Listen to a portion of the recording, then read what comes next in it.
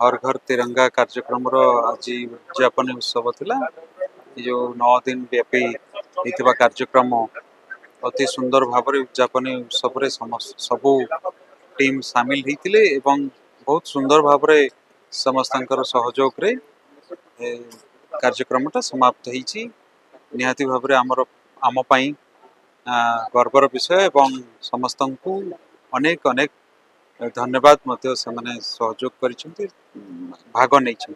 9 दिन व्यापी तिरंगा उत्सव आज उद्यापन दिवस रे बरगढ़ जिला प्रशासन तरफ आज अनेक लोक समागम होती। समस्ते आम स्वाधीनता दिवस तथा तिरंगा को निजर मन भर उज्जीवित कर तिरंगा को सम्मान जन देशर एकता अखंडता बजाय रखा आज ये समस्ते शपथ नहीं।